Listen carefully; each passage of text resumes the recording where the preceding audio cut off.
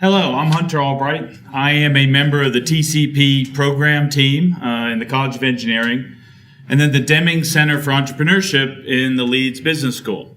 I'm a systems engineer by training. I've spent the majority of my career in consumer banking and financial services.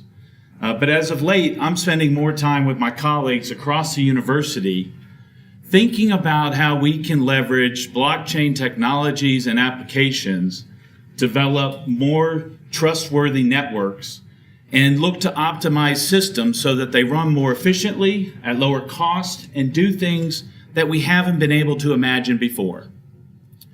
So you may have heard of blockchain. It was introduced in 2008 along with Bitcoin, and it's going to revolutionize the way we think about solving a lot of problems. You know, it's going to do some of the same things that the internet did when it was introduced in the 90s. You know, other than bringing back QR codes, which I think the last time I saw them was when I was using a BlackBerry, there's a lot of advances that the technology is going to be able to enable, but we're going to have to overcome some key challenges. First of all is speed. 5-minute plus transaction verification times are not going to be acceptable.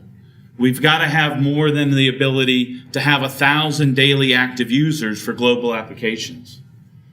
From an interoperability perspective, I'd like for us all to get along. I'd like my chain to work with your chain and for us all to have a common set of tools that we can leverage to develop applications.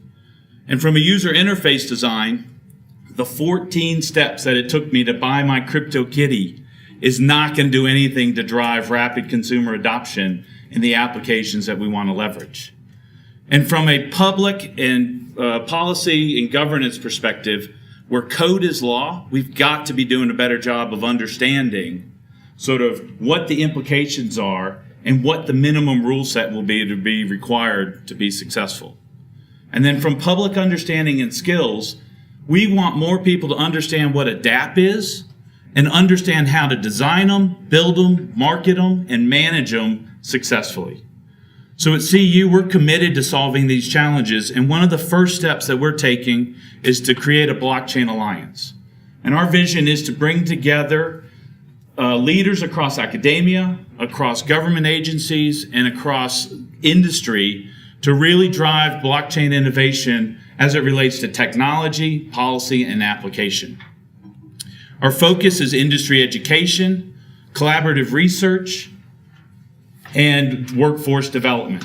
On the research front, we've got 2 new initiatives that are underway where we're developing and testing blockchain solutions. The first one is related to ground station communications, and the second one is relating to satellite constellation resource scheduling as well as transactions.